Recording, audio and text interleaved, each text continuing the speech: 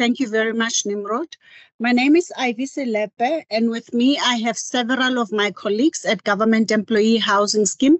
So there's actually quite a number of us. It's myself, Ivy Selepe, and then it's Nimrod Paloi, as well as Ketima Vanyesi, Khotsofatso Mashabela, Poshia Chuchu, Pepela Makoka, Queen Hassan, and I think Keneile Mandla and other colleagues who will be joining. They are just out for now. So before we waste any time, we usually do 3 presentations, but today we're only going to go through 2 because SA Home Loan will not be presenting. It will be GEHS presentation followed by the NHFC presentation, which our colleague and partner called Deboho will then present. So he will present straight after this presentation. Please jot down the questions. We will only take questions after both presentations. The purpose of this presentation is to appraise the human resource practitioners as well as some of the finance practitioners, personnel controllers, and employees. And we will go through overview of the GEHS and progress with GEHS implementation, housing allowance, GEHS individual link savings facility, which is ILSF, and then yes, you stay here. Can we have somebody with a baby please mute themselves? Thank you, ma'am. And then we'll go through GEHS individual link savings facility, and then housing finance and home loans we won't touch on because that's the part that SA Home Loan usually presents. And then housing subsidies is the part that NHFC will present on to explain another subsidy that employees can benefit from, and then employees enrollment as well. Why is it that it's so important? What is the GEHS? It stands for Government Employee Housing Scheme, which manages employee housing benefits that offers housing access support services to both national and provincial departments and some of the public service, some of the entities that fall under the Public Service Act. So it's administered by government, and that responsibility of administration falls within the DPSA, Department of Public Service and Administration, which the DPSA then assigned to the GEHS. So GEHS is under the Department of Public Service and Administration. So employees have different needs. So since we all have different needs, we have basic needs, just like Maslow's needs. Are you not listening to business management? Oh, so I was asking if you. Though we have basic needs, like Maslow's hierarchy of needs, food, clothing, accommodation, recreation, as it says in business management. And we also have housing aspirations that employees have. Today, we only focus on basic needs and only one of those needs, which is housing. So we will talk about affordable housing, not the housing about double stories or swimming pools and second properties and things like that. That's not what this is about. These are the prevailing conditions, employee conditions, which are very, very important given the fact that most of the government employees or public servants are heavily indebted. A lot of us have impaired credit reports. We are over indebted. We are under debt review or debt cancelling, which is one of the worst things you can be under. And a lot of us run to debt cancelling and debt review because we are told that if you do so, you will pay less than what you used to pay and you will take home and you can be able to take home more money. That is the only true part. The worst part that they don't talk about is the fact that if you're under debt review or debt cancelling, you cannot access any assistance financially. And whatever debt that you had, which you could have paid within a short space of time, now you are going to pay over a long period. So you might as well have bought a property, because I mean, if your debt was supposed to be paid within 5 years, suddenly you're paying it within 10 years. And sometimes you're not even sure whether it's being paid off, because some of these debt review and debt cancelling companies are fly-by-nights. And also, according to the National Credit Regulator, they can only pay a certain number of times in a year. So you might be finding that you are paying every year, but according to their contract, that's why it's important to read these contracts, that you only pay 4 times a year. So we never even ask for statements, just to see how far are we making any dent as far as paying off our debt is concerned. So it's very, very important. However, if any of these prevailing conditions apply to you, there's a number we're going to give at the end. Please make sure you contact that number so that you can get assistance. You will not be given money to pay off the debts, but you will definitely get out of debt if you take the education that they will be giving you. There's poor credit worthiness or low credit score for some of us. As we know that credit score is very, very important for all of us if when it comes to credit. So, and also when it comes to housing. So if your credit score is low, you will not be able to get a bond, or you will not able to get a whatever loan to buy a house. That's why you'll find that the majority of us, we own cars and we have loans, but we can't access bonds. So those are some of the things we need to learn. The no credit record. Some people don't have credit records because they just started working, or they don't have credit records at all because, well, some people, maybe they're good. If very few people, they used to pay things cash. However, it's important to have a credit record, because that's what creates your credit score, so that you have a higher credit score. Rather take something extremely small, something you can afford, and pay it off, and make sure you pay it off on time every time. If you said I'll pay end of the month and I'll pay 100 rands, that's exactly what you might do, that you should do. Not might, that you should do. So if you pay less, even if by 1 cent, your credit score drops. Even if you pay a day later, your credit score drops. Even if you skip a month and you'll say, I'll pay double next month. Even if you can pay extra next month, the fact that you skip, your credit score drops. So that is very, very important. That's why sometimes we would wonder, why is it that I'm not behind on with my creditors, and yet my credit score is low? Because we don't pay on time every time. And then no deposit for a home loan. Some of us don't have a deposit for a home loan. That's why those who are not homeowners are saving, so that they are able to use that money for a deposit. They're able to use it for lawyers' fees. They're able to use it for many other things that they might need it for when it comes to them acquiring a home. And then garnishee orders on a salary. And then that we all know about the garnishee orders. And then this only happens when somebody doesn't pay, and the law ends up taking over our debt.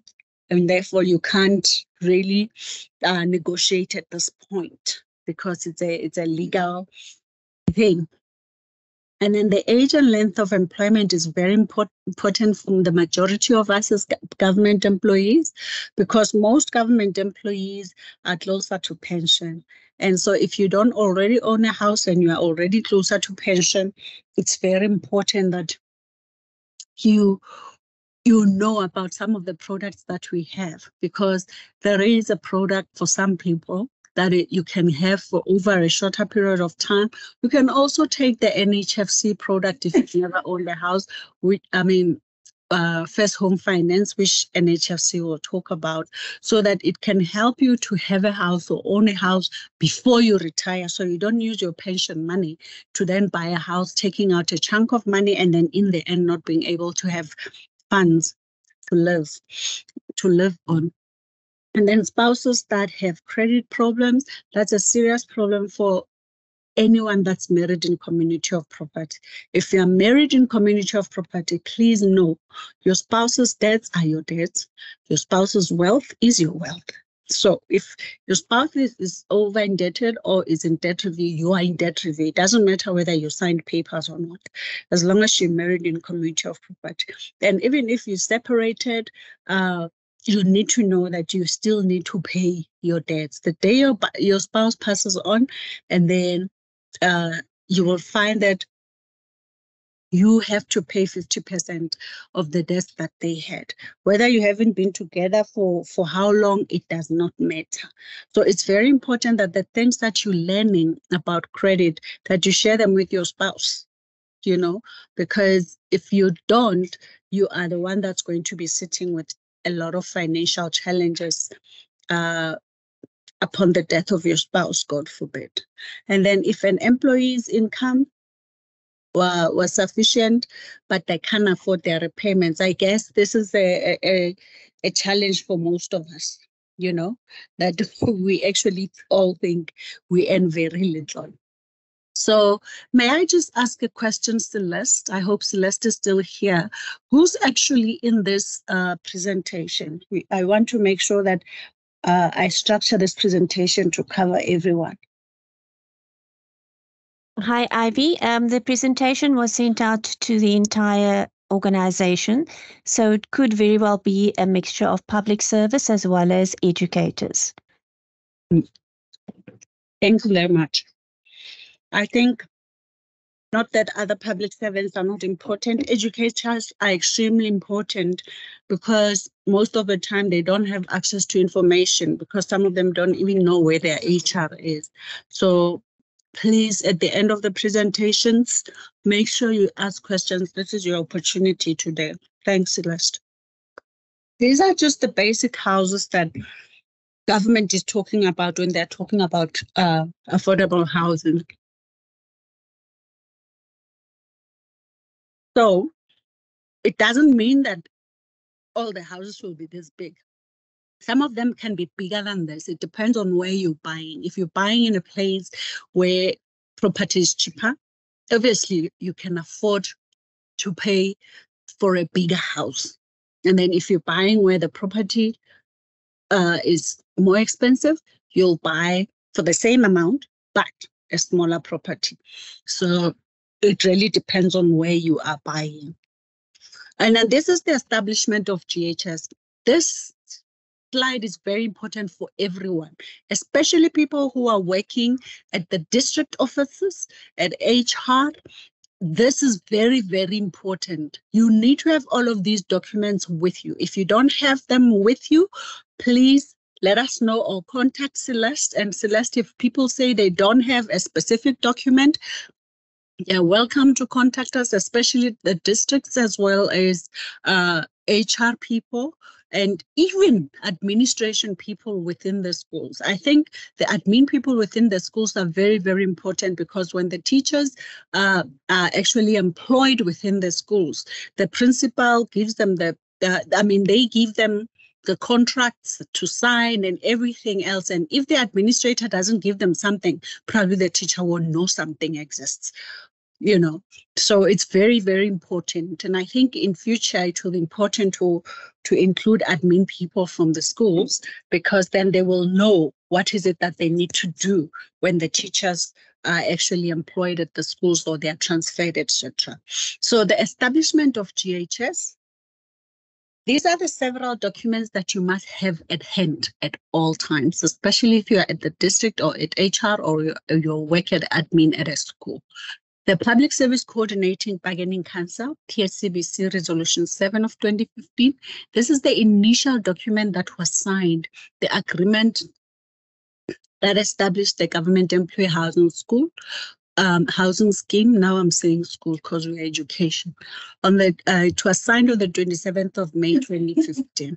This agreement is when the unions, all the unions, majority of the unions under the PSCBC signed and agreed with our employers that they will start separating housing allowance to make sure there is housing allowance for homeowners and for tenants so that the 900s that people were getting they just don't use them like normally. So that's when they increased it to 1,200 rands at the time. And it keeps it obviously being increased on a year-to-year basis on the 1st of July with the interest rate from the previous financial year.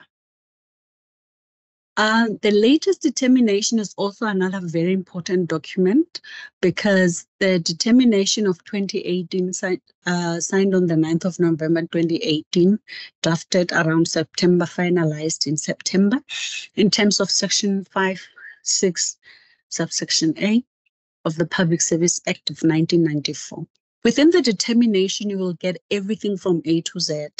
The Public Service Coordinating Bargaining Council document, the Resolution 7 of 2015, is everything. It's almost like the Bible between what the unions and the employers agreed on. However, the determination, it's almost like it's expanding on what the PSCVC is about and explaining it in detail. So it's very important that you read through the determination. Every time there is an inquiry from an educator or any employee, it's important that you read the two documents together, not just the two, but the others will talk about them as well, because the determination has everything from A to Z. It even has annexures at the back of the determination that shows you examples of how documents look like. If you don't know how a PTO looks like, there is an example. There is an example of a lease agreement. There is an example of application for homeowners, for tenants. Every example you can think of is attached at the back of the determination as an annexure. However, those annexures cannot be used to make applications. They are just used as an example of what is the minimum requirements of the information you should get for a particular action that you're supposed to take, be it application or withdrawal or other things. So the delinking circular signed on the 1st of November 2018, it's another important document. So before the 1st of November 2018, the PSCVC Resolution 7 of 2015 and the determination of 2012, they indicated that if two people are married and both of them work for the government, or both of them are public servants, only one could qualify for housing allowance. However, from the 1st of November 2018, that means that that fell off after the negotiations. Then that meant that both employees could now qualify to apply for housing allowance. So that means the one who was receiving housing allowance continued to receive it, but the one who wasn't receiving housing allowance was supposed to apply. It wouldn't happen automatically that the person would start receiving housing allowance. So that's why it was very important that the district, the HR within the districts then inform the employees when they get all of these circulars and documents, so that they when they take out their own circular, they then inform the employees within Department of Education of what is it that they should do. Just like applying for housing allowance, it does not happen automatically. Everything else within GEHS does not happen automatically. Somebody has to take the step, but the first person to take a step is HR. And that HR, once they take a step, that means it's either the principals, depending on how each school works, or the admin people, then who are supposed to then give the teachers the documents. And then the withdrawal circular. The withdrawal circular is dated 26th of September 2016. The withdrawal circular entails every step that that must be taken, and the functions and the codes that the HR people who are capturing housing allowance should use, especially when people are withdrawing for different reasons, which we'll talk about later. Personal Notice 337. With Personal Notice 337, this is the only document that is used by HR people who are working on personal. The rest of the documents, everybody must read through them. The Personal Notice 337 is for for somebody who has access to PESAL, because PESAL Notice 337 has the screen prints or print screens of every single function or code that where documents should be captured for whatever reason, depending on whether somebody is withdrawing, applying, or etc. And a nomination of beneficiary form for housing, this document must be or must have been completed by all government employees who do not own homes. That means who are saving. So if you are saving and you are a tenant, please make sure you have completed nomination of beneficiary form for housing, which the districts also should have sent to all the schools to make sure that those people complete the nomination of beneficiary form for housing. This one is not for pension, it's specifically for housing. And this will assist because should someone pass on, God forbid, then the district or whoever keeps their personnel files or the housing files, they need to then check for the nomination of beneficiary form and then make sure that they then check who are the nominated beneficiaries nominated by the deceased employee, and then they contact them, and then you make sure that you request for banking details, in writing. Everything must be in writing.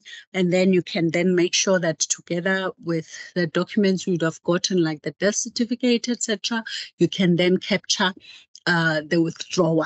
So every time somebody passes on, district or HR, you must capture a withdrawal if that person was a tenant. A lot of times people pass on and they don't do anything. So that means the money just sits there and it ends up being locked in there. So it's very important that that money is processed. So even if the person didn't have, let's say, complete the nomination of beneficiary form for housing, which shouldn't be, it's important that HR still processes that money, because that money then is going to go into an estate. And then the Chief Directorate, GEHS, this is not very important for this presentation. We're just indicating that GEHS falls under which branch, which is called NLRRM, also under the PSA. The PSCBC Consultative Committee was established, which includes employers and organized labor, 6 of each, 6 employers, 6 organized members from labor, to make sure that in everything that we are actually implementing at GEHS, we are implementing it correctly. So we also have a memorandum of understanding with SA Home Loan National Housing Finance Corporation, which is going to present afterwards. And then we used to call it a product, they used to call it FLISP. Now they call it something else. You will probably see what they call it when they present. And then also there is an MOU with National Treasury on the individual linked savings facility. These are all the MOUs that DPSA has with these different partners and some of these departments to ensure that they can enter into partnership so that they provide more benefits to all government employees when it comes to housing. So just like every institution, GEHS has a vision and a mission, but we have the most important one, which is the goal and objective. It doesn't mean that the others are not. Our objective and our sense of existence depends on us making sure that we increase home ownership among employees. And as GEHS, we don't just administer housing allowance. There are 5 programs that we are actually administering. The first program is housing allowance, where we deal with housing allowance administration, as well as the GEHS individual linked savings facility. This is for people who are tenants. In program 2, we empower employees like what we are doing now, or we visit departments who are not able to connect, and then we do education and advice. And but we only advise when it comes to what the policies are indicating. As far as other technical information is concerned, that's where we then enter into an MOU with specialists so that you can have access to information. And then customer care is part of the section within GEHS where we deal with all inquiries from A to Z, the whole process of housing allowance from A to Z, as well as enrollment and profiling. Then program 3, it's affordable housing finance. This is where we're talking about MOUs, basically. Currently, with home loans, they deal with mortgage loans, as we know, the bond. And then they also have a product called Housing Access Loan, HAL. They also that is also known as non-mortgage loan. So with that non-mortgage loan or housing access loan, this is something that every employee can have access to. It doesn't matter who you are, as long as your credit allows you. So if you you have a house, for example, in the rural areas, and you would like to build or renovate or buy land and build, then you apply for this product at SA Home Loan, and then they will give you all the appropriate information and documents to complete. And then this housing access loan, when you apply for it, you get up to, is it 350,000? You can apply for up to 350,000. You're paid off within 3 to 7 years. So now you can see that this is a very, very good product, given the fact that the interest rate is way, way less. It's way, way less than even the loan you can ever get, because as we know, in the rural areas, financial institutions don't give bonds, for building in the rural areas. So this is a perfect product for those who want to build, to make sure that when they retire, they can be able to use this product. So you can use this at the same time withdraw, and at the same time use the product that they are going to present from NHFC. So we can, as government employees, you can use all three. So finance-linked individual subsidy program, it's no longer called finance-linked individual subsidy program, which is FLIS. It's now called First Home Finance, and this is what NHFC is going to present, and it's very, very important that we listen, because it's a very, very good product. And the reason why I'm also saying that is because what we are presenting now, as well as what SA Home Loan would have presented if they were here, only government employees qualify for those products. But as far as finance-linked individual subsidy program, which is now called First Home Finance, it's for all South African citizens. So that means as government employees, you qualify for 3 different products, and people who are not government employees only qualify for this First Home Finance. And then there is another benefit.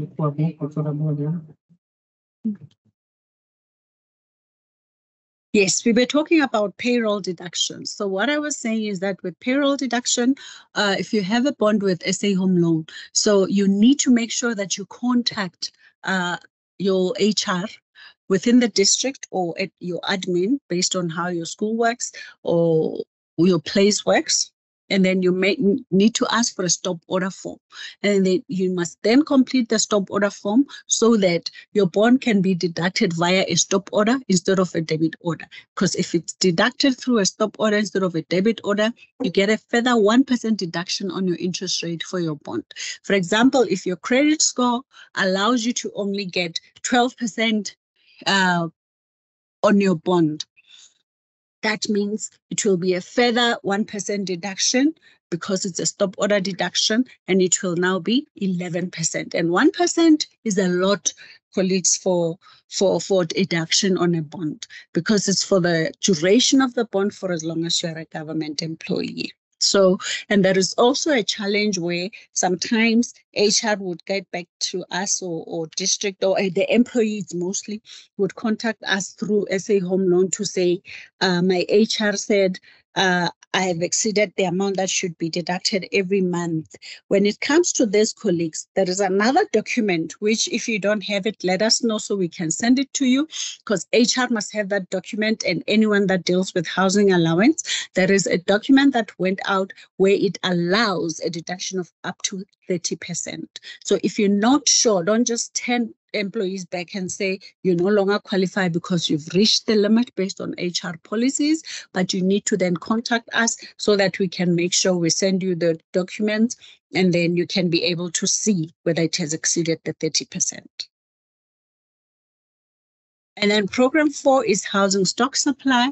This is the part where they deal with housing stock supply for home ownership, and then obviously using the database on affordable housing stock, social housing, and housing typology. And they get that information obviously when you enroll. That's why it's so important for us to enroll, but we'll talk about enrollment later.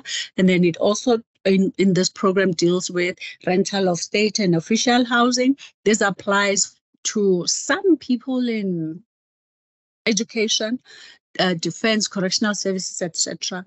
So not everyone, the teachers who are staying in cottages, especially in the rural areas and farm schools. So this we know, as we know, if you're staying in a state house, some people pay rent, some people don't, but you do have a lease agreement with the Department of Education. So it depends on how much you pay. But if you don't own a house already, you must be saving. If you own a house already, we will tell you, actually not decide, but we will tell you upfront what are the conditions under which you can receive full housing allowance. And then, because if colleagues, you don't build a house now and something happens to you, God forbid, the policy states in government that your family members, if you're staying with them in the state house, they must vacate the state house within 3 months, and they will have nowhere to go because there was no housing, And then housing, the normal housing, which is like private housing, it's what that's program 4 deals with. And then program 5 is stakeholder management. We have a section also within GEHS called stakeholder management. We actually have 3 sections within GEHS: the customer service section, the ILSF section, as well as stakeholder management section. So within the stakeholder management section, they deal with program 4 and 5. And so in program 5, they deal with all stakeholders basically that GEHS have. So like labor, public and provincial departments, even some of the private institutions and other affordable housing institutions, as well as the beneficiaries as well, who are like government employees like ourselves. And then for those who are senior managers and middle managers, SMSs and MMSs, you qualify from program 2 to program 5. It doesn't mean that you don't qualify for program 1. It just means that if you structure your own salary, that housing allowance is already included. It's inclusive in the gross. So you just won't see housing allowance there. So that's why it's important for us to enroll, but we'll talk about that next. And then everyone who's between salary level 1 to 10, they qualify for all programs from program 1 to program 5. And I know some SMSs and MMSs sometimes ask us questions: why is it necessary for me to enroll? I'm not receiving housing allowance. You are already receiving it, and we will talk about why it's important for you to enroll. This is why. It says it's mandatory for employees to enroll with the GEHS as indicated by PSCVC Resolution 7 of 2015, Clause 4.1.4. So it is mandatory. It's not a choice. Everyone from salary level 1 to 16 must be enrolled as I speak. So, and the reason why that is important is because even managers, they are heavily indebted and they need help on how to get out of debt.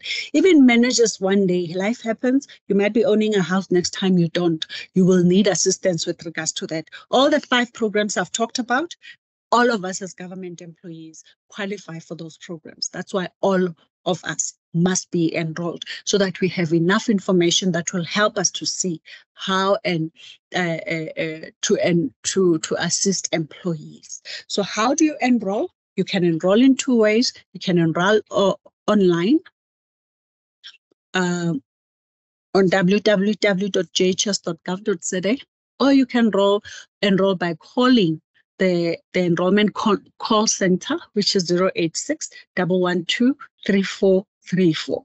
So when you enroll yourself, you will go onto our website. You'll go to a green button in the middle of the screen towards the left, and then you'll see it says enroll now. You click on it, the same button again, enroll now. You click on it, and then you'll see sign up and login. You click on sign up, and you answer all the questions. At the end of that enrollment process, you will then see an enrollment confirmation. You must please make sure you print 2 copies of that confirmation, send 1 copy to HR. Even if you're not applying, even if you're not doing anything, even now as I speak, if you're not enrolled, make sure you do it. And enrollment has nothing to do with application, and you'll see why in the next slide. And then, you can enroll by calling 086-112-3434, and then they will then ask you all of those questions on the phone. At the end of the conversation, they will want an email address, and then they will then make sure that they email the enrollment confirmation to that email address. You must make 2 copies, give 1 copy to HR to keep in your housing or personnel file, and then keep a copy for yourself. And then on both ways of enrollment, online or by calling, you will receive an SMS. That SMS will have a username and a password. Username is your personal number, and a password. You must then go to www.ghs.gov.za and then go to enroll now. Enroll now. This time, instead of sign up, you go to login, and then you put in the username, which is your personal number. You put in the password that they gave you, and it will prompt you to put in a new password, after which that will be your secret password. And please note, it's very important for you to not lose that password, because unlike other websites, when it comes to the enrollment website, you can't just go back in when you've forgotten your password and say, create a new password. You will have to go to your HR. Your HR has to contact us. And then once they contact us, and then we have to go back to your enrollment confirmation people. And then, so it's a long process. So please make sure you keep your number safe, your password safe. And the other thing is, if you enroll by calling, they will be asking you security questions. It's crucial that you remember the security questions themselves and the answers you give. Things like, they seem very useless, like what's your dog's name, or who was your best friend at primary school, or something like that. Because if you don't remember those security questions when you're trying to get a new password, they will not be able to assist you. Then it's going to take a long process, like I said. Why is it important, so important for us to enroll? We are enrolling with the GEHS so that we are profiled for accurate advice and housing access support, as our employer is trying to make sure that they meet our housing needs. For example, when you enroll, it asks you a lot of questions. Where do you stay? If you want to move, where do you want to move? How big is the house you want? Do you want to upgrade? Do you want to downgrade? Do you want to, so that when they look for houses for government employees, they look for houses where we want to be, for the amount we can afford, etc., etc., etc. This is just clarifying enrollment. So the enrollment and application process, that the enrollment and application process is 2 separate things. So if you've once applied for housing allowance and you've never enrolled, the day you leave, and if you leave before you are enrolled, you are going to forfeit your money. So imagine if you've saved about 170,000, you're going to lose all of it because you didn't enroll. So enrollment and application is 2 separate things. So what should happen is that when the HR should inform you, or the district, or whoever is responsible for housing allowance, they must inform the employees or the educators to please complete the application form with the relevant documentations that they need to attach. And that application form must come from them, either the district or the person that's dealing with housing allowance. And then they must also inform you to enroll and print the enrollment confirmation at the end, like I just explained in the previous slide. And then by the time you take this application to them, there must be an enrollment confirmation, there must be the completed application form and other attachments, which we'll talk about later. So these are two separate processes. Where you're sitting now, you must have done both. If you are between salary level 1 to 10, you must have done both. If you are above salary level 10 and you are a manager, you must have only enrolled. So this is just an explanation of how it works for homeowners. So basically, as homeowners, either pre-existing or new employees, pre-existing, it's just those who were employed before 27th of May 2015 when the resolution was signed, that you once at the time there was a circular that went out and the employees were requested who were homeowners to bring proof they are homeowners, and then at the time, once they've done that, they were then captured as homeowners and they started receiving the full 1,200 rands. And then that has already increased every year on the 1st of July, like I said. And now they are receiving 1,691 every month with their salary. And then what you do when you apply as a homeowner, if you are transferred, for example, you must make sure that where you are transferred to, they make sure that they capture things correctly, because sometimes the file that follows you reaches your next department late. So it's very important for HR to note, or the district or whoever deals with housing allowance, when somebody's transferred, just like somebody who is new, it's very, very important that you find out from them, are they a homeowner, are they a tenant, and then you can then make sure that you work with the previous department to make sure you can capture the employee. Because it's possible that where they were before, things were not done correctly. And then what should be attached for homeowners is to enroll, the enrollment confirmation, the application for housing allowance for homeowners that's completed, and then to prove that you're a homeowner in the form of a title deed, the permission to occupy or PTO if you're from the rural area, the municipal letter if you're staying in a municipal house, and which must be signed by a municipal officer or manager, not a councillor. A councillor is a politician. And then as well, or a statement from the bank for those who are still paying off the bond. And then you must also attach the occupancy affidavit, which indicates who's occupying the house that you're saying you are owning.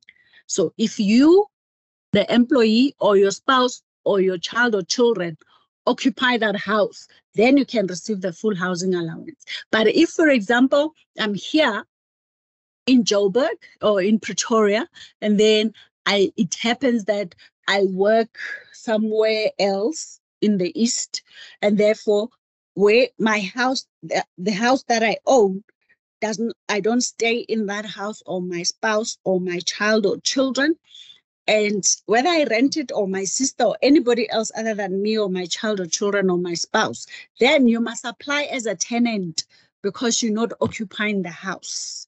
So apply as a tenant. We will save the money for you the day either yourself, your child, or children. This is your biological or legally adopted child or children, or your spouse. Then you can withdraw your money. We'll give it back to you and you'll start receiving the housing allowance as a homeowner. And now for the tenants, it works in a similar fashion. You must just make sure that HR or district or whoever deals with housing allowance gives you the application as a tenant. You complete it. You also attach the lease agreement. It must have a start and an end date. And then every time you know that your lease agreement is ending, you need to make sure that you give your HR or district a new one. Actually, it's the somehow HR or whatever, they're supposed to be reminding people that it doesn't always happen. Make sure you note when your lease agreement is ending, because if it ends and you don't give in a new lease agreement, you are going to forfeit the money for the period that you're not covered by a lease agreement. So you attach the application, the enrollment confirmation, the application form for tenants, you attach the occupancy affidavit. It must also state who's occupying the house that you say you are leasing or you are renting. If you you can rent from anyone except your spouse. So if you're staying with your parents, for example, they also still need to give you a lease agreement, so that in future you can be able to move out and buy your own house. So this individual link savings facility is where the money is being saved. So for new employees after 27th of May 2015 who employed them, they don't receive their housing allowance, but they will see it on their payslip. If you don't see housing allowance on your payslip, please know you are not saving. There's something wrong. Go to your HR or district or whoever deals with housing allowance. And then the full housing allowance will be saved. It will be on both sides of your payslip, the left and the right. And then when it comes to employees who were in service before 27th of May 2015, you continue receiving 900 because it has to do with the previous dispensation. And then the money is paid in your hand, that 900, and then you save the balance of 791, which will keep increasing, and then everything that is being saved will go into individual link savings facility. These are this is the slide about ILSF, the withdrawal process. So when you're withdrawing, that before we go to the withdrawal conditions, these are the features of ILSF. It's administered by the GEHS. Administered by GEHS, the National Treasury is the funds manager. That means they just keep the money there safely. And then for the money that's saved, they save funds and interest. And when you withdraw, they're going to give you that.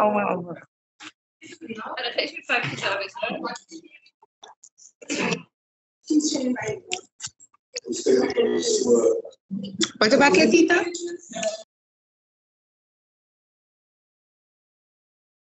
When you withdraw, you will receive the interest rate with the money that you're withdrawing. But unfortunately, because it's a benefit, there is a tax that's going to be deducted, which is deferred upon withdrawal. So that means every month you're saving, you're not taxed, but you will be taxed the day you withdraw. And then the ILSF balance is currently appearing on your pay slips at the bottom. So that balance that you see, it already includes the tax as well as the interest. So that doesn't mean the day you withdraw, you're going to get the full amount. You're going to get that amount minus the benefit tax. And then the withdrawal conditions, you withdraw only under the following conditions, no other condition. You only withdraw if you become a homeowner, or you need savings as a deposit towards buying a house, or when you retire, or you're medically boarded, or if you die, or if you are on contract and your contract expires and it's not going to be renewed. I do understand that as educators, the transfer thing, the contract thing, you can be renewed for several years, and therefore it takes 3 months. That's why there is an allowance for 3 months for you to make sure that you don't have to withdraw within that 3 months. So within that 3 months, if your contract is going to be renewed, then it can just be renewed so that you do not withdraw, unless you are no longer going to, your contract is no longer going to be renewed. Now, you become a homeowner in different ways. You can buy a house, build a house, but those who are lucky, they inherit a property. If you inherit a property, the fact that you have a will doesn't mean you are a homeowner. And the fact that somebody wrote somewhere or they told you doesn't mean you're a homeowner. You're only a homeowner under the same conditions, which is when you have proof of a homeowner, which is a title deed, statement from the bank, a PTO, or the municipal letter. So if you inherit a property, please make sure you go to the High Court to find out whether you really are a homeowner. And then once they determine that, and then they will give you documents which you will take to the deeds office, and at the deeds office, they'll put your name on the title deed. If you have other siblings or whatever, depending on the conditions, they'll probably be there. As long as your name appears there, no matter how many you are, then you're a homeowner. That's the only time you can come back and then withdraw the savings. And then the PTO is the same. You need to really just go back to your chief. And then married in community of property, it's very important to note that if you married customarily, you are deemed to be married in community of property. However, what changed in the Marriage Act in about 2 years ago, I think, what happened is that they no longer just saying the letter for Lobola is no longer just enough. Now they want the celebration. The celebration where we're saying or whatever. And there is also for those who are Muslim.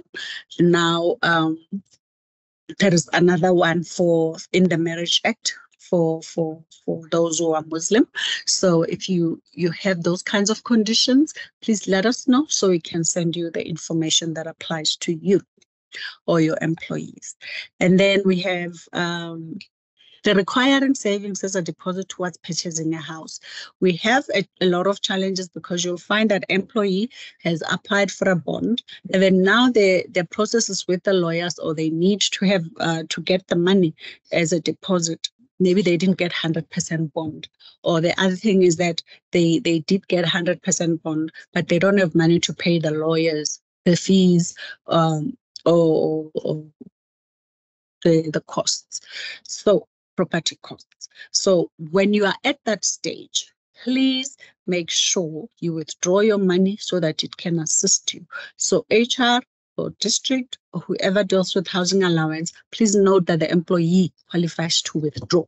So what they must do, they must attach the enrollment confirmation.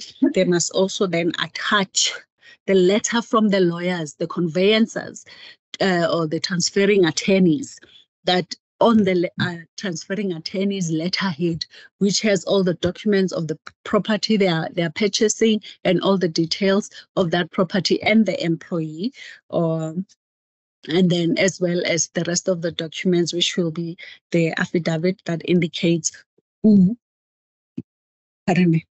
the affidavit that indicates who will be occupying that property, because at that stage they are not yet occupying the property. And then they must also attach, they must then send it back to be captured so that they can receive the money to assist them to purchase that property or to pay for the transfer fees, etc. So when it comes to withdrawal process, we've already explained everything. We said the employee must be enrolled, but this information under withdrawal process is the information that HR or district or whoever deals with housing allowance must explain to all employees. What we've said today, the employee doesn't know unless they are told. So the employee must be told to go and enroll with GEHS, and then the employee must be given the application by HR, and then also inform them of what documents to attach with that application enrollment. And then the HR will then capture the information. Once they capture the information, we do nothing. A lot of times districts and people dealing with housing allowance at the Department of Education, they send employees to us, teachers to us, and they're like, they need to contact us. We do not have your money. Everything once is done by the district or HR or whoever deals with housing allowance, it's automated after that.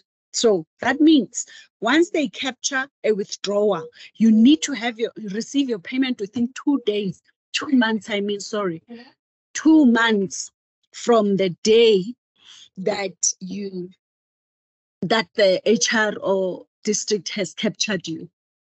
So please make sure that you receive your money within 2 months from the day they captured you. We usually don't even know when they captured you. So please just make sure that they capture you, and then that we receive your money within 2 months. And then you don't contact us if you have a problem. You go back to the people you gave your documents to. ILSF forfeited funds. So according to PSCVC Resolution 7 of 2015, if you resign or you are dismissed, please hold on.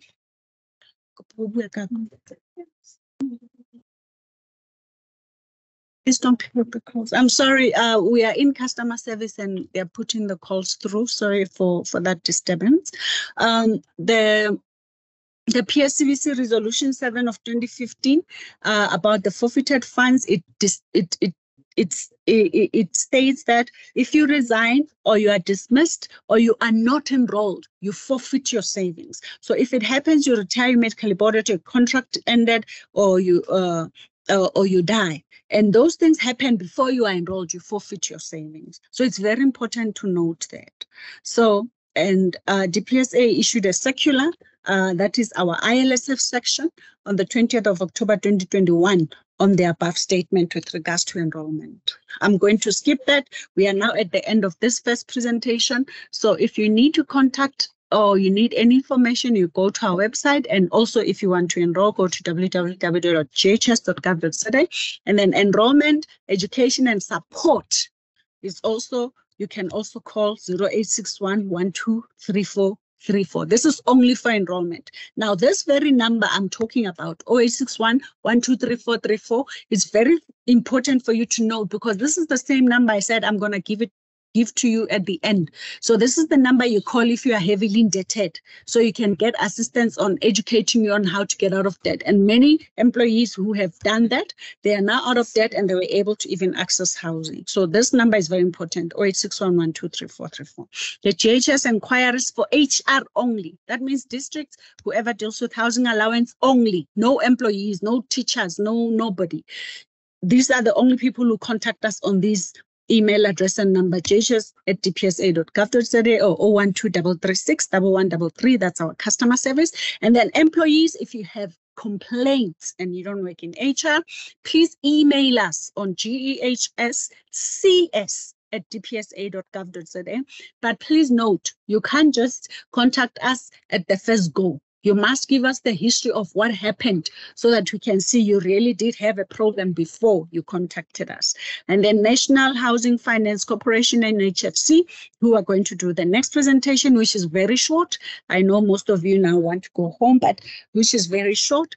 These are their contacts, 010-085-2199 of flisp@nhfc.co.za or flisp-inquiries@nhfc.co.za. Don't need to worry about NHFC because they'll give you their contacts. And if you want to contact SA Home Loan, it's 0860-246-810. Thank you very much, colleagues. I'm now going to give this over to NHFC to do their last presentation, and then we'll take questions. Thank you, Sis Ivy. Good afternoon once more, colleagues. My name is Tebogo Maila. I am with the National Housing Finance Corporation, a state entity under the Human Settlements Department.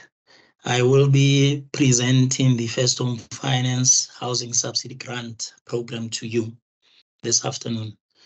So to kick off, let me state that First Home Finance is the newly rebranded former FLISP Housing Grant Program. In 2018, there was a discussion around revising the policy on FLISP. And in February of this year, going into April, when guidelines were officially published, we then had the launch of First Home Finance. So I implore everyone to please let us try and get into the habit of using the new name, which is First Home Finance. There is no more FLISP. Thank you. So I will get right into the presentation.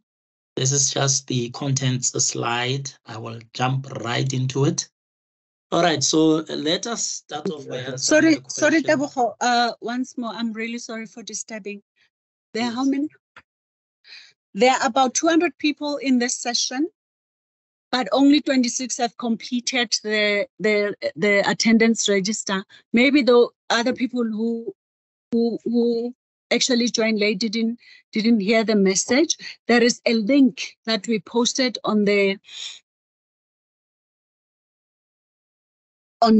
Teams on the chat. So please make sure every single individual completes that link. Even if you're sharing a gadget, make sure each person completes the link. Otherwise, it's going to be like you did not attend the session. So make sure you complete the link. And then if you have any questions, you can ask us to assist you so that by the end of the session, everyone has completed the attendance register. Thank you very much. Thanks, SIV. All right, so colleagues, we'll kick off by answering the question, what is First Home Finance? So First Home Finance is a once-off housing subsidy grant that was developed by the Department of Human Settlements. And this is to enable sustainable and affordable first-time ownership opportunities within the country. And it is targeting to assist low to middle income households. And those are households usually referred to as the gap market. So they are employed, so they do not qualify for free housing, but they also do not earn enough to qualify for bonds. And the income category for that particular target market is from 3,501 Rand to a maximum of 22,000 Rand. That income is either single or joint, because we are targeting to assist households. Now, the subsidy works on a sliding scale, in that where a household is at the entry level of the income bracket, they then may apply for the maximum subsidy amount, which is 169,265 Rand. And where they are at the top end of the income bracket, single or joint income of 22,000, they then may apply for the lowest subsidy amount, which is 38,911 Rand. And in between, there's an entire quantum that allocates subsidy amounts per income bracket. We will get to that in one of the slides to follow. So it is quite clear that the subsidy is really biased towards low earning households, because the intention is really to assist those households who do not have enough in terms of acquiring their first home.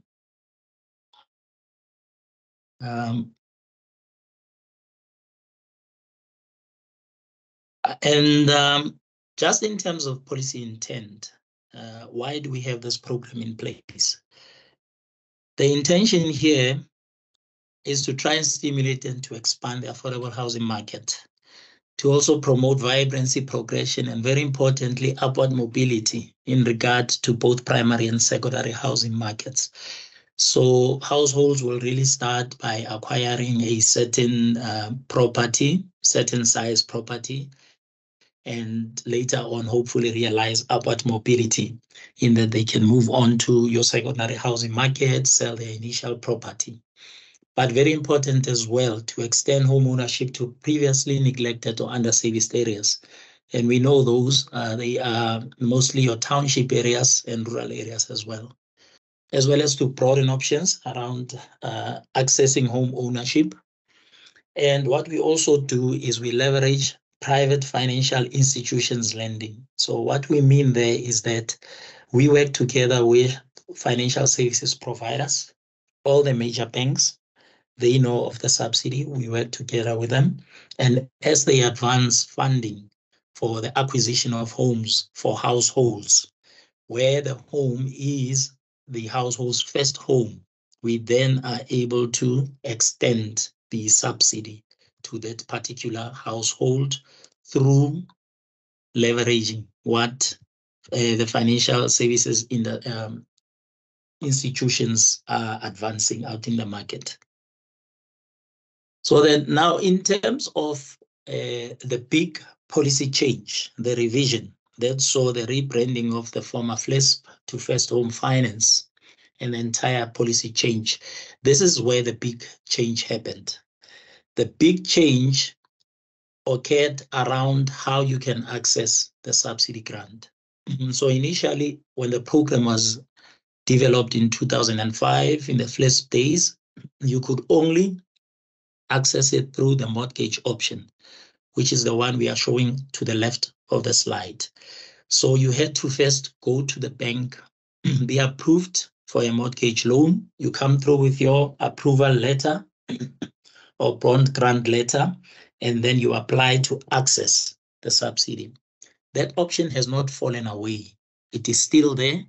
We are just making it stand out as what used to be the only option that was available.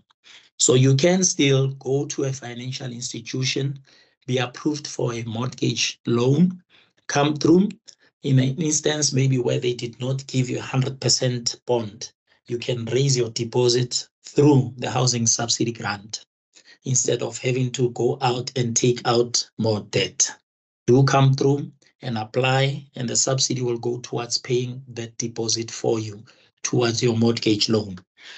Or you can use it to pay for your attorney fees if you are required to pay for those. We implore you to please not go out and incur more debt.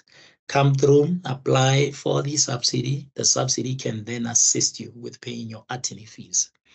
But even if you are approved for 100% bond, you do have your own funds in terms of paying for attorney fees or conveyancer fees. You can still do come through and apply for the subsidy.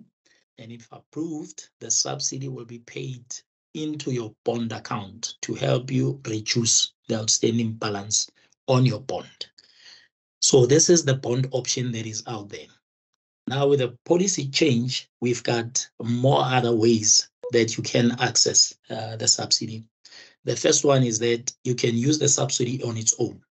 So in an instance where the subsidy is enough to either buy you a stand to build you or buy you a home, you can use the subsidy alone. A common example I use, maybe there's a service stand you want to buy and it's selling for 100,000 rand. You can come through, apply. If you do qualify for the 100,000 rand, the subsidy can buy that stand for you without you having to incur debt or to bring along your own resources. This is where you're using the subsidy on its own. You can also now use the subsidy with unsecured home loan products. So out in the market, there are financial institutions that are offering these home loan products. I think the SA home loan one is called Housing Access. I think Capitec has one. So they are unsecured in that there is no security in the form of brick and mortar structures, but they are for housing purposes. So if you are approved for such a loan, either you are building, you are buying, you can come through and say, I'm approved. I now want to access the subsidy, combine the two to build or to buy. You may also now come and access the subsidy if you've been approved for a pension-backed housing loans. So these are loans where pension or provident funds, if their rules so allow, members may use a certain percentage of their personal savings as security towards a home loan. So if you are approved for that, and these are actually very good loans because you then get discounted rates as well as administration fees on these, because repayments are usually via payroll and there is collateral. So the risk is very low around these. You get to really benefit on these pension-backed loans. You can come through and access and say, I've been approved for my pension-backed housing loan. I want to combine it with a subsidy to build or to buy. And then regarding GEHS or Government Employee Housing Scheme, colleagues, in the past, you may recall that where you were a Government Employee Housing Scheme member with a housing allowance, you were not allowed to access the housing subsidy grant because you were deemed as already having a housing benefit. So the policy revision has now changed that. You are now allowed as an employee or a colleague with a housing allowance under the scheme to also access the housing subsidy grant, which is First Home Finance. So basically, you now have two benefits that can assist you as a colleague in acquiring your first home for your household or for your family. So if you come through to apply for the housing subsidy grant, and this will not at all interfere with your current arrangement under the Government Employee Housing Scheme. You will not interfere with it. You will not lose your benefit. It will remain intact as you have been enjoying it. You only now have an added benefit that can assist you. We are also talking to employers out in the private sector who have similar housing assistance schemes for their employees. This is very popular amongst the mining sector, where we go to employers and as they assist their employees, we then partner with them to extend the take-up of the housing subsidy grant for their workers. Where you belong to a community savings schemes, popularly known as stokvels, you can, if you've been granted a loan, because some community schemes or stokvels do that, they lend out to their own membership. If you are granted a loan in that way, and your intention is to acquire your first home, or to build your first home, or to buy a stand on which you will build your first home, you can come through and state and show by way of paper trail that I have been granted this loan by my stokvel or community savings scheme. I now want to access the subsidy grant, combine the two to build or to buy. You can also now come through where you have purchased an installment sale agreement, or you have a rent to buy agreement. So once you are ready to exercise your right to buy, do come through to apply for the housing subsidy grant, which is First Home Finance. It will assist you towards acquiring your first home for your family. Installment sale, where you have bought and you are paying every month, you can come through, apply, and the subsidy grant will then be paid towards your outstanding balance under that sale agreement. You can also now come through if you are disciplined and you've got your own resources, you're good with saving. You can come through and say, I have saved 40,000 Rand on my own. Here is my bank account saving statement. I now want to buy a savings stand for 80,000 Rand. The subsidy must jump in, provide the other 40, combine the two, and you can buy that stand. You can also now use it to buy savings stands within RIDP projects. So these are your integrated residential development projects within local municipalities, where the municipality or the local authority would have stands that they sell in terms of their development plans in the area. And for folks who are out in the rural areas, you can now come through with your permission to occupy letter, which is issued by a traditional authority, which is duly authorized by law, to come and say, I have been allocated this piece of land. I now want to access the subsidy to build on that particular piece of land. So that is in the case of your permission to occupy. That helps a lot for our fellow residents out in the rural areas. So this is where the big policy change happened in terms of the housing subsidy program. Now, the quantum that I referred to earlier, this is not the complete quantum. It is much longer than this. We have just summarized it for presentation purposes. But you can see in terms of income from lower to higher, where you fall as a colleague and how much you then stand to apply for. Now, this income is basic income or gross income, excluding overtime, excluding commission. Precisely because you will remember I mentioned that it is on a sliding scale, and the lower you earn, the higher your subsidy amount eligibility, or the higher you earn, the lower your subsidy amount eligibility. So we do not consider overtime so that you are able to place you at the lowest, and you may then qualify to apply for a much bigger amount. Now, the other policy change has been around form of employment or source of income. With the new revised policy, it does not matter the form of your contract of employment. It can be casual work, seasonal work, it can be full-time, it can be temporary, as long as at the time that you are applying, you are able to give us a payslip that says, I am employed.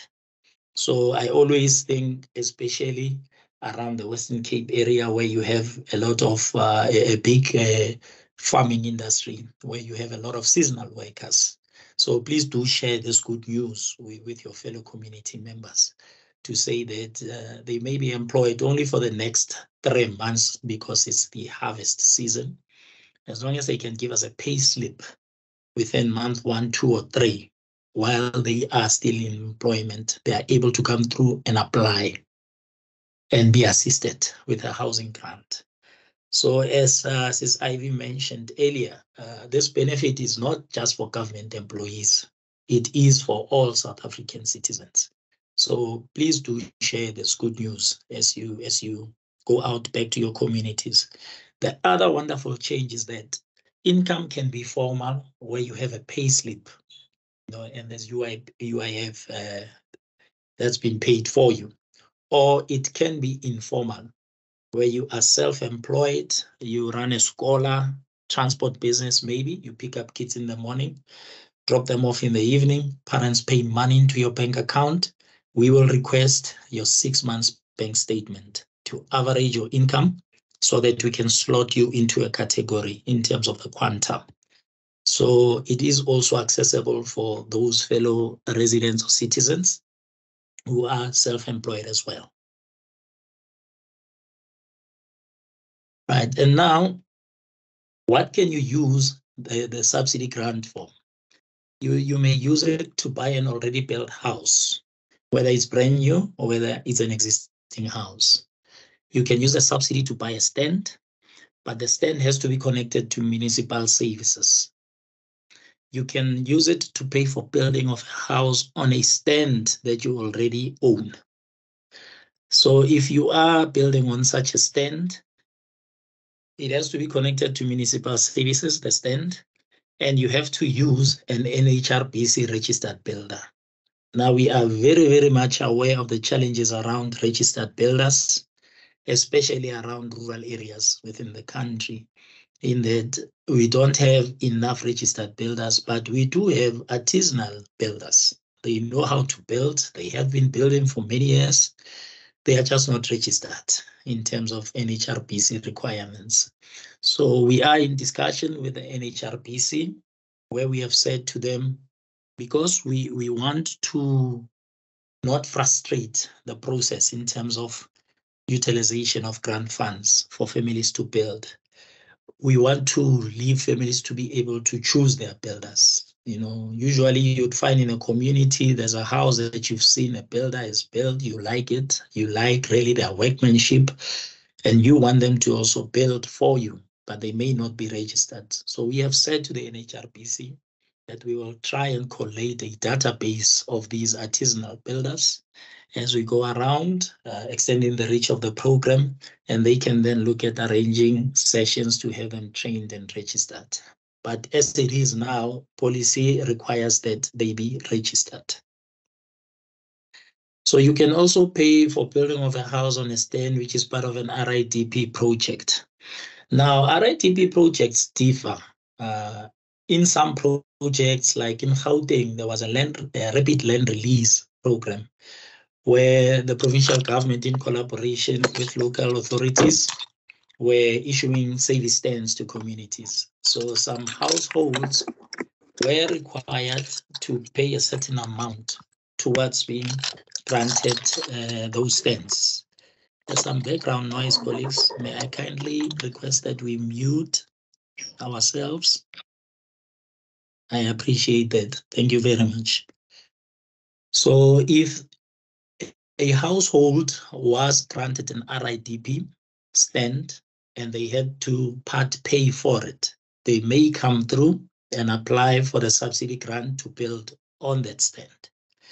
But if the stand was granted for free and they did not have to part pay at all, then they may not come through because they have already benefited for free from a government program. So it will always differ per program. We always look and request the program policy so that we are duly guided. Now, for our fellow residents out in the rural areas where you have your permission to occupy letter, you may buy or build a house on that stand. You may buy that stand or you may build a house.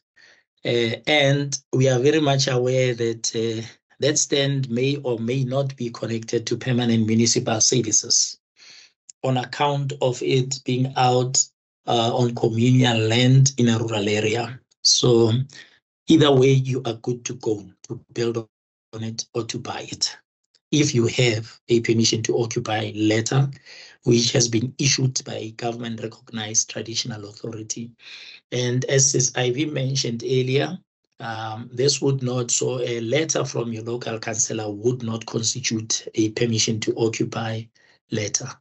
These are issued by traditional authorities, and these are well known out in the rural areas. So you may also use the subsidy grant to pay for conveyancing fees, transfer fees, or a deposit. This is in the case of a mortgage. Now, who may apply for the housing subsidy grant? South African citizens or permanent residents who have a valid permit. You need to be legally competent to contract, but very importantly, the target market is households, so not individuals. And the policy describes households as follows. It could be two people living together under any arrangement, either married or they are cohabiting, religious union, traditional union, whatever the arrangement, you constitute a household. You may apply together as a household, but then you benefit together as a household. Should you part ways in future, you may not, in your individual capacity, come and apply again because you have already benefited in the past, because this is a once-off housing subsidy grant. If there is no living partner, then you ought to have financial dependence. You may apply as single, but there must be financial dependence. Financial dependence may be children, grandchildren, parents, grandparents, sisters or brothers under the age of 18. So with siblings under 18, because once they are 18 and older, they may come and apply on their own. Now, in terms of your financial dependence, it is not a must that there must be a biological relationship between the applicant and the financial dependents. But you will provide us with an affidavit explaining the relationship between yourself and your financial dependents as well. And the applicant or spouse ought not to have benefited from a government housing subsidy scheme before. So if you benefited from a free RIDP stand, as I mentioned in the previous slide, or maybe you were allocated an RDP house, then you may not come through to apply because you have already benefited. So the gross monthly income, 3,501 Rand to 22,000 Rand. That is the current income bracket. The nice thing about it is always reviewed. At one point, the maximum was 15,000. It went to 18,000. Now it's at 22,000. So it is not cast in stone. And what then happens is when you apply, the three main databases that we will check your name or your co-applicant's name against would be your Home Affairs database. This is to ascertain your citizenship or your residency status in the country. We will then go and check the Deeds Office database to make sure that you do not currently or have never in the past owned a home, because the target market is households who want to acquire their first home. And we would also go and check the government housing subsidy scheme database to ensure that you have never benefited before under any of the government's housing scheme. So if you pop up on the deeds register and you pop up on the government housing subsidy scheme database, that would be an automatic decline because you've already benefited. And then in terms of how do you access, how do you apply for first home finance? We are trying to move away from a paper-based process. So to that end, we have developed an online portal that you can access, register, and apply. It is quick, it is far much more efficient, and it is quite interactive in that when you apply through the portal, you will then be constantly kept in the loop in terms of the progress of your application. You will receive emails, you will receive SMSs as well, so that you know what is happening. We usually encourage that when you do apply, we've got two application processes. We have a pre-approval process and we have a full application process. pre-approval process is quicker. It does not require supporting documentation. It only requires accurate information. So you can go on the register and do a pre-approval. Pre-approval will give you a pre-approval letter with your approved amount on it. Then it's easy for you to then go and shop around with your pre-approval. Go to a bank and say, I have managed to raise 80,000 Rand through First Home Finance. I now want to apply. They will look upon you favorably because you are bringing something to the application. You know, in finance, they say you're sharing the risk with them. They always consider that favorably. And then once you go the full application route, this is where you would then need to bring along your supporting documentation when you apply. Okay. And your supporting documentation would be your standard government issue documentation. So those would be your certified copy of your ID. For your financial dependents, if there are kids who don't have IDs, we would require certified copies of their birth certificates. If they are adults, we would require certified copies of their IDs and a sworn affidavit explaining the relationship between yourself and the kids, and your financial dependents as well. Your proof of South African citizenship, if you are married, marriage certificate. If you are married, customary law, we would require an affidavit as well to that effect. Divorce settlement agreement, if you are divorced, to prove custodianship. If you've got kids that you care for under the child welfare program, a court order that then states that you are their legal guardian. And then over and above these standard government issued documents, which must be certified with a certification stamp not older than 3 months, you would also provide your project documents. So project documents will depend on whether you are building or you are buying. So if you are buying, it's quite simple. It's your agreement of sale with the seller. Who's selling you, description of the property, who is the seller. If you are building, then it will be your material building code. It will be your labor code and your building plans as well.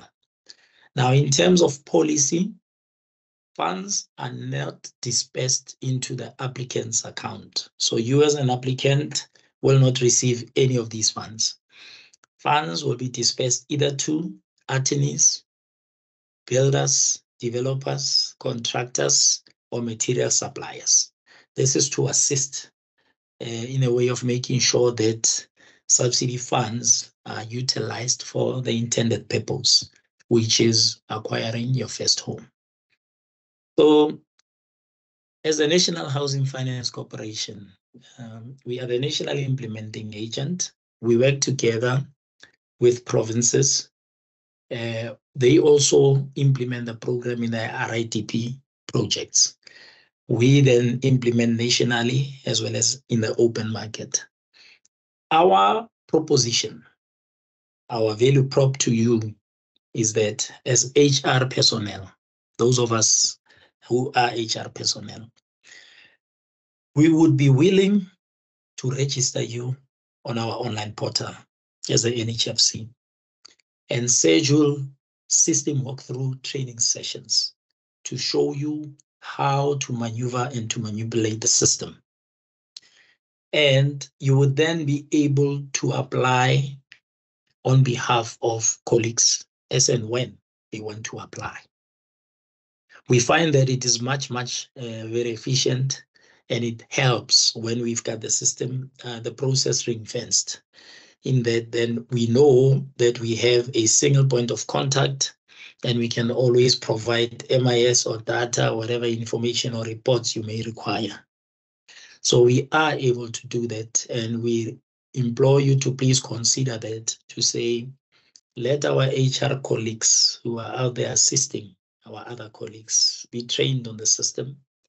And as and when colleagues want to access the subsidy grant, they can approach HR. HR can process these applications for them. It's a quick, simple, no longer than 15 minutes process when it's a full application.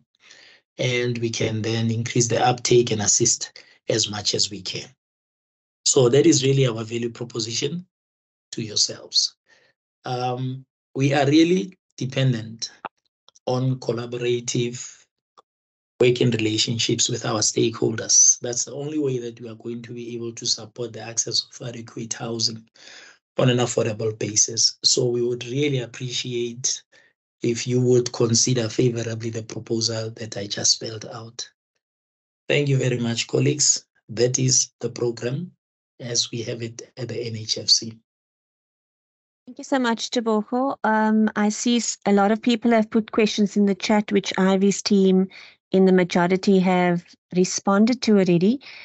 But I'd just like to know if there are any more questions regarding the two presenters, please. Can I just summarize, Celeste, if I can just go quickly through the questions? They won't take long in case some of the people didn't check it, the questions on the chat. You're most welcome, Ivy. Okay, thank you. The first one says, for employees who passed on without enrolling and their beneficiaries never received the savings, what is the process?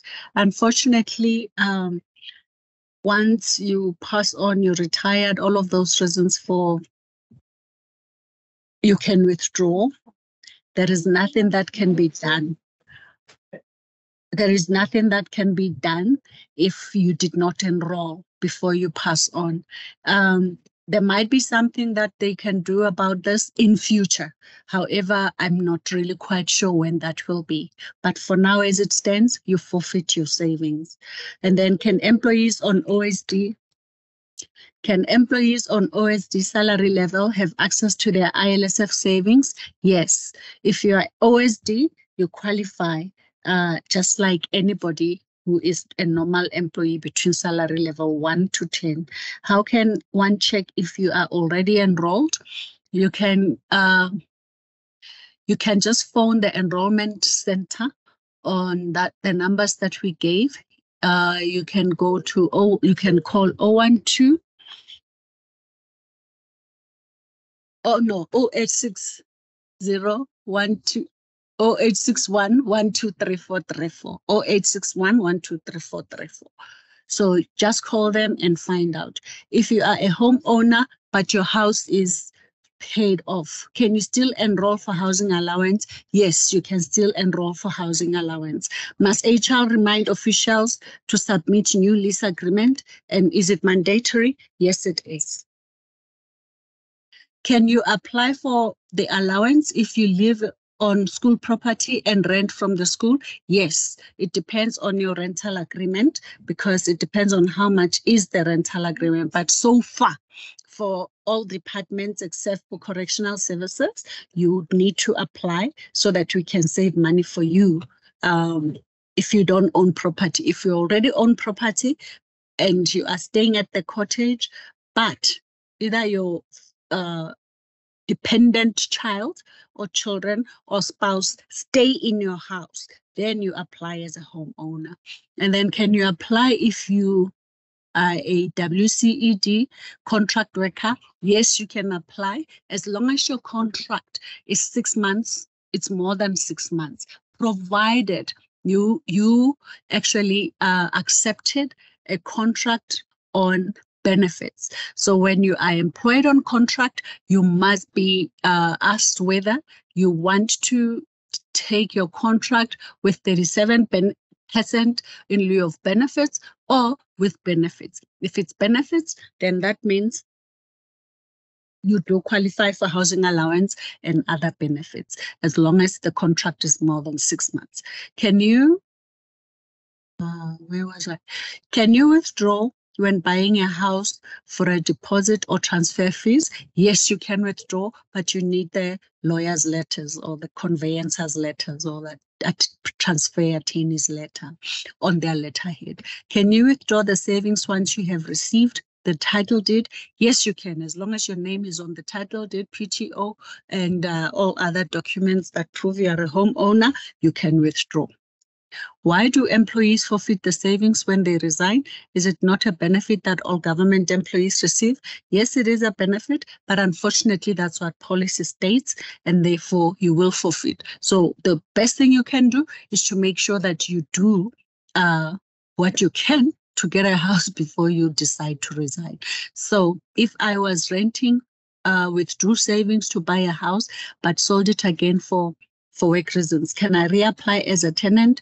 Yes, you can. I'm not sure when you say for work reasons what you mean, but as long as you're no longer a homeowner, you must always immediately go back to your HR and then reapply as a tenant. Can I withdraw the savings if I resign from WCED and join another department tomorrow? No. Resignation, it doesn't matter whether it's within a day or not. Once you resign, you forfeit your savings. Do employees only apply for housing allowance once they are permanent? No, you can apply even if you are on contract for more than 6 months. Then can you apply, provided you've chosen benefits? Can you apply for FLESP after the bond has registered in your name? Tebogo, can you answer that one, please? Unfortunately not. Once the bond is registered, you will pop up as a homeowner on the deeds register. Okay. Another question for you, Tebogo. In terms of FLESP, does the income refer to net or gross income? It refers to gross income, excluding any incidental income. By that, we mean overtime or commission. Thank you. If you already have a bond, can you still apply for the subsidy? Unfortunately not, because you are deemed as a homeowner already. Thanks. If you benefit from GEHS, can you still apply for the subsidy? Yes. Yes, you can. That is what the policy revision was all about. So previously you could not, then the policy was revised, and the revision says our colleagues who benefit from GEHS are now allowed to. And that will not upset your housing allowance arrangement under the government employee housing scheme. You will keep it as it is. When did the 1% discount from SA Home Loan come to effect? It came into effect as soon as we signed the initial MOU with SA Home Loan. So if there is anyone who has a bond with SA Home Loan, please send your names to your HR, let them send that to us, and then we will contact SA Home Loan on your behalf. Those are all the questions that we have, and I'm not sure whether there are more questions. Oh, they just told me there's more questions. One says, I am renting and receive the rental allowance from the WCED.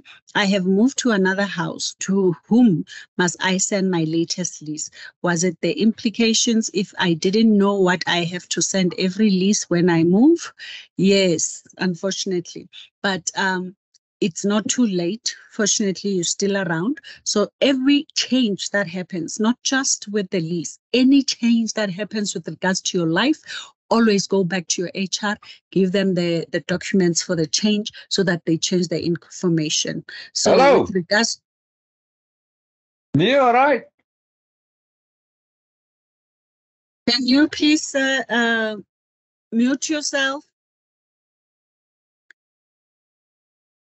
So yes, it's very important because then that means the lease agreement that they have is no longer relevant because you're no longer staying where you said you are staying. So it's very important every time you change or you move or whatever happens, you go back to your HR to update the information and give them the new lease agreement. Can you apply for housing allowance if you stay in formal setting like a squatter camp? No, you cannot. You can only apply for housing allowance if it's a formal settlement. If you were allocated that settlement by government and you didn't just take over land somewhere, that's the only time you can apply for housing allowance. And then the one says, send my latest lease.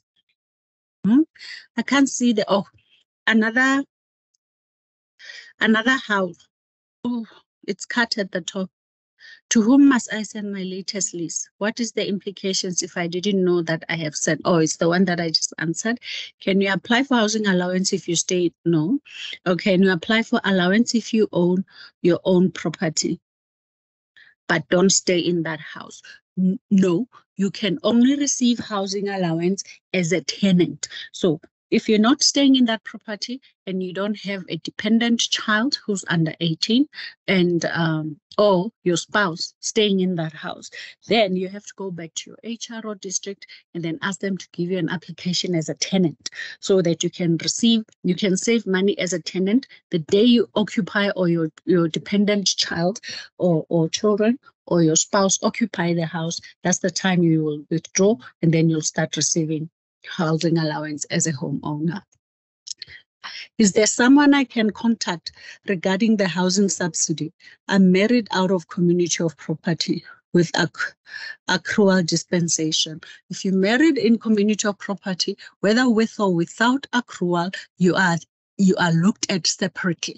So it doesn't matter what happens. For example, we have examples where somebody's married out of community of property with or without accrual, and then the spouse's the property is in the spouse's name. So in that case, that means you lose the housing allowance because you have to have a house in your name.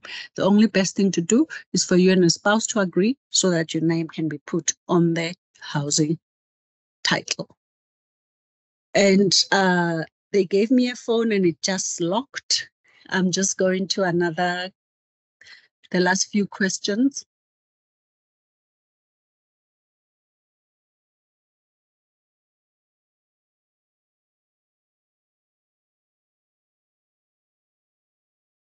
Okay.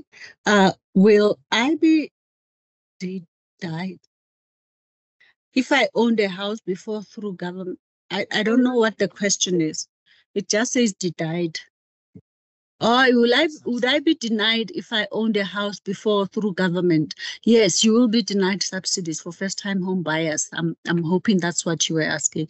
How long does the application take to be processed? It should be immediately, depending on how your district works. For example, if you send your documents to your admin and then they have to send it to district, or maybe you take it there yourself. So how long it takes, those are the questions that Celeste can answer. Celeste? Thank you, Ivy. You need to send your complete set of documents through to your HR division, and based on the completeness of your documents, we will process it accordingly. Okay. And then, is there someone I can contact? Okay. We bought a plot and we then built a house after we've got married. The title deed is in my husband's name, but I signed surety for the bond. It depends on how you married. If you're married in community of property, even if your spouse buys a house, if they've bought a plot, you must be occupying there. You can't just stay in a plot. So that means you can't receive a housing allowance as a homeowner if you've just bought a plot, unless you are staying on the plot, or if you withdraw, you must build within 12 months. But if you are married in community of property and you are occupying that plot and it's a formal plot, then you can then go to the police station, do another affidavit that indicates you're married in community of property, and then also attach proof in the form of a marriage certificate, and then send it to your HR, and then you will start receiving your housing allowance. That's the only time that somebody can be a homeowner without their name being on the title deed, if they are married in community of property and their name is on the marriage certificate. If you married customarily, the same applies, provided there was a celebration. And then you have to go to the Home Affairs, and then you get the marriage certificate, and then you attach that marriage certificate from the Home Affairs. If the bond amount is more than the net salary, because husband contributes as well, can we still do a stop order portion for the bond amount in order to? Yes, you can.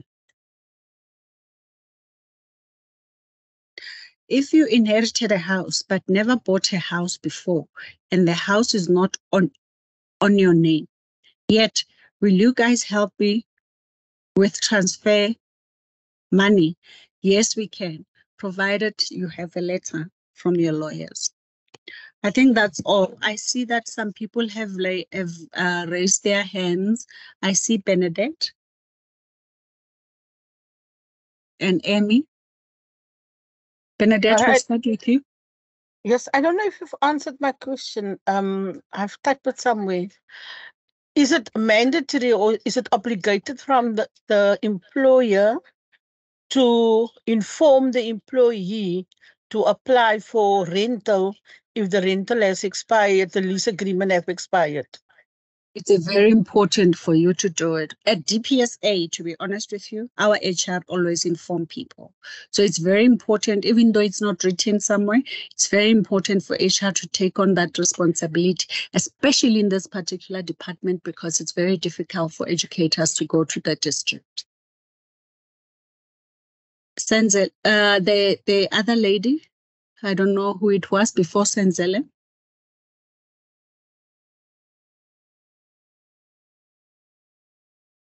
So maybe her question was answered. Senzele, do you have a question for us? Yes, I wanted to find out, did you say if you already registered for a bond, are you excluded or? You're excluded from what, sir? You are registered for a bond. You are excluded from what?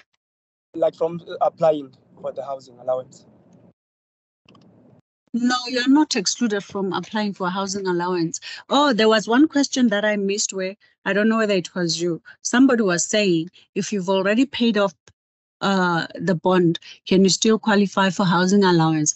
Yes, you do. Housing allowance is not only for someone who owns a house and is still paying, because you do need to actually maintain the house. So even if you completed paying for the house, or you inherited the house, but you've gone through the legal processes for you to own and your name is on the ownership document, yes, you can receive housing allowance for as long as you are a government employee between salary level 1 to 10 or an OSD. Oh, okay. Okay. Kim Josephs.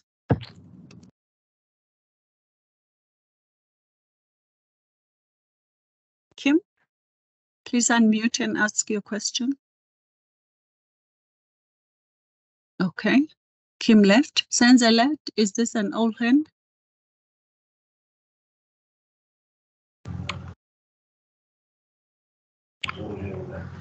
Senzele?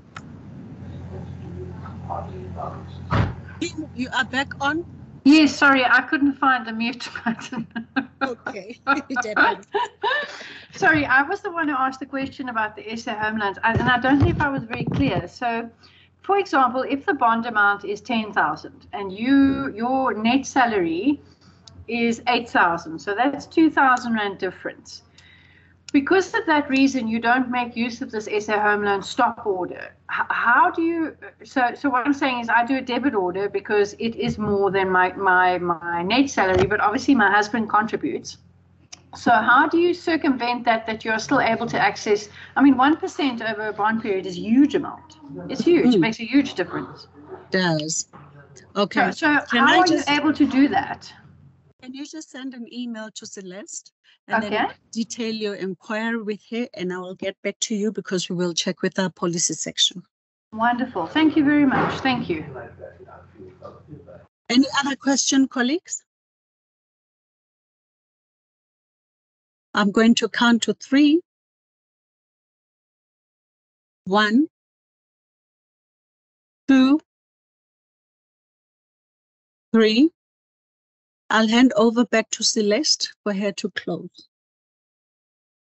Thank you very much, everyone, for your attendance at this webinar, and a special word of thanks to our presenters, Ivy and Tebogo, for taking the time to share this very valuable information with us. Thank you to your team as well, Ivy, for responding to the questions in the chat as the presentations was unfolding. I have placed my details in the chat as well for those that have emails of a personal nature that they want to follow up on. They're welcome to send it to me and we can deal with it accordingly. And then if you have not registered, please sign in the registration form as Ivy has requested. And thank you again for everybody and have a wonderful day further. Thank you. Bye-bye. Thank you very much, everyone. Thank you very much, Tebogo from NHFC as well. Thanks, Celeste, for organizing. Thanks, everyone. Bye.